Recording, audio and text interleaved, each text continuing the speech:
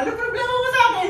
Dahil mas sikat ako sa'yo? Ha? Mas famous ako sa'yo? Hindi ko na kasi talaga kinakaya yung mga ginagawa ni Babe. Nagbe-breakdown na ako dahil sobra niyang kalat. Sumusobra ka na! Sumusobra ka na rin! Ha? Ang gulo mo ka. Lalong-lalo na po minsan pagka kinakalat niya lang yung mga pinagpunasan niya ng syumod niya.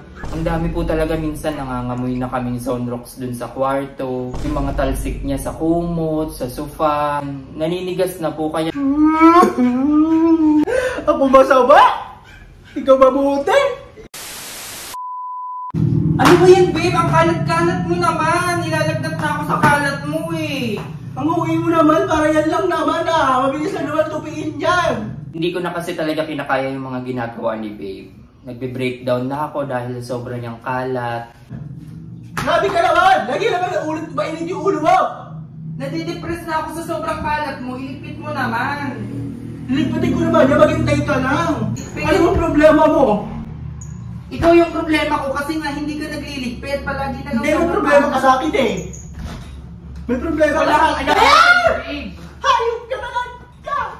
Pinapabayaan niya lang yung mga hinubaran niya kung saan-saan niya nilalagay. Ano ka? Nagkasama na ako sa ugali mo! Ikaw nagkakalat ka. Bakit? Ano problema mo sa akin? Dahil mas sikat ako sa'yo? Mas ka mo nagkakalat ha? Mas famous ako sa'yo? Ako naman, dadamputin ko kung palagi na lang niyang iiwan kung saan-saan dinadampot ko. Eh ano? Pinagmamalaki mo ako kasi mas maganda ako sa'yo? Ha? Hayop ka na lang ka! Sobrang nakakasira na siya ng mental health. Kaya sana babe, huwag mo nang gagawin yun kasi nga kung talagang mahal mo ko, tulungan mo ko. Ano ba to, babe? Pati itong computer dito di mo man lang inaayos. Sobrang kalat ko. Hoy! Diyan ba yan nakalagay? Di mo kailangan itapon, di mo kailangan itapon. Sobrang hirap na ako. Hindi ako makatulog sa mga pinagagagawa mong kalat. Sabihin mo na maayos, ililipit ko naman kasi busy tayo, di ba? May trabaho tayo. Hindi ko na kinakaya yung sobrang kalat mo. Hindi Nawawala naman na ako sa focus. Hirap na ako. Sana naman maintindihan mo, maunawaan mo rin yung pinanggagalingan ko. Eh kasi nga ako lang ayos ng ayos. Sumusobra ka na! Sumusobra ka na rin. Ha? Ang gulo mo ka. Ano ba tong mga toiletries? Bakit nandito nakalagay sa lababo? Paulit-ulit na lang ako nagsasabi na ayusin mo yan, pero di mo inaayos. Ano ba yan? Tapos pakain-kain ka lang dyan. Pinagsasabihan na nga kita. Ilagay mo to sa samang lalagyan.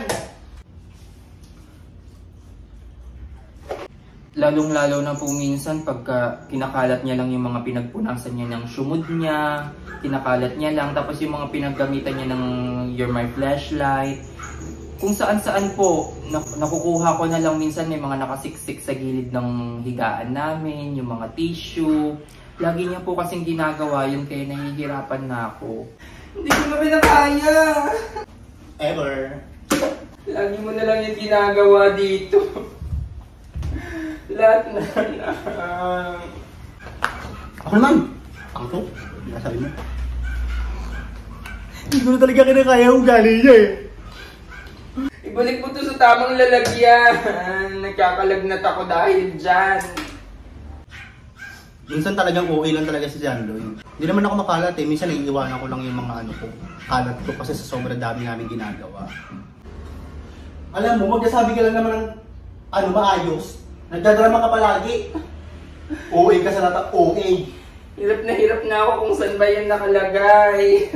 Hala, OA. Ang dami po talaga minsan nangangamoy na kaming Zonrox dun sa kwarto. Hindi naman po kami naglalabas sa kwarto pero palagi po kami nangangamoy ng Zonrox dun kasi nga po minsan yung mga pinaggamitan niya, sinisiksik niya lang po kung saan-saan. Ako pa yung OA? Ano gusto ko palagi tayo magsigawan? Yung mga talsik niya sa kumot, sa sofa, sa unan, naninigas na po. Kaya naman pagka humiga ako minsan, nararamdaman ko, sabi ko, ba't parang antigas na ng unan natin, yung tigas na ng cover. Tapos maaamoy mo, amoy Zonrox. Yun po, kaya minsan nag-aaway talaga kami. Hindi talaga maiwasan na hindi kayo mag-aaway kasi sobra-sobra yung ginagawa niyang pagkakalat. Lagi mo na lang ginagawa yan dito sa bahay. Akala mo kung sino ka, wala ka tayong katulong dito, tayong dalawa lang. OA lang talaga siya. Gusto lang niya talaga akong awayin, ganun. Dapat nga doon pinapala eh. Pagod na ako. Nagbe-breakdown na ako dahil sa ginagawa mo. Dapat doon, pinapakuluan ng buhay. Para lumambot man lang yung puso sa akin. Minsan ngayon isip ko hindi na ako mahal kasi palagi na lang siyang galit sa akin. Nakikita nyo naman, nangangalumata na ako. Kakaisip sa hayop na yan. Sobrang kalat mo. Hindi ko alam kung saan ka ba nagmana sa sobrang kalat. Oo! Grabe! Saka mga kita na ganyan jowa. Laging galit sa'yo para hindi ka mahal. Ako masama? Ikaw mabuti? Ikaw masama? Ako masama? Ang dumi-dumi palagi dito sa bahay sa mga pinagagagawa mo. Okay. Pero hindi ko siya kayang iwan. Dahil mahal ko siya pero grabe naman. Ako masama? Ikaw mabuti? Grabe naman itong tao na to. Nakakapagod ka na.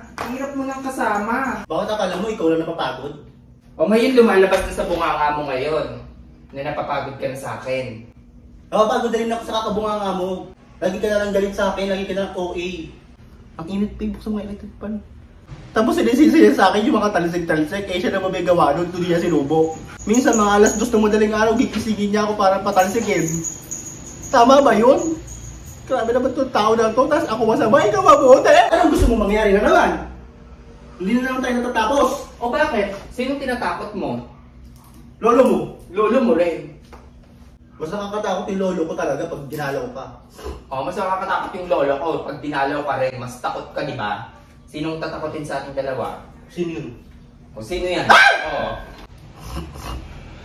Nako, naka-withdraw na naman ako ng 20,000 dahil sa laro na to. Napaka-legit kumita, ang bilis kumita, ang bilis laruin, ang daling laruin, legit na site to, grabe. Feel lucky, legit yung game, madali lang laruin to, hindi ka dalayain. Dito guys, tuturuan ko kayo kung paano maglaro ng mines. Dito mag-bet tayo ng 200 pesos. Bet. And then, mas lahat ng bomba. So na bomba tayo, doble natin, gawin natin 400. Bet. Yes, bawi agad yung 400 at yung 800. Isa pa, laro pa tayo ng isa para masaya. Bet natin yung 400. Sabi kasi legit dito eh. Oh, nabomba, doblehin natin 400, gawin natin 800 para mabawi agad. 800 bet para mabawi agad. Yan, sabi siya, oh, doblehin natin, wala problema. Mababawi yung sinasabi ko sa inyo. Bawing bawi.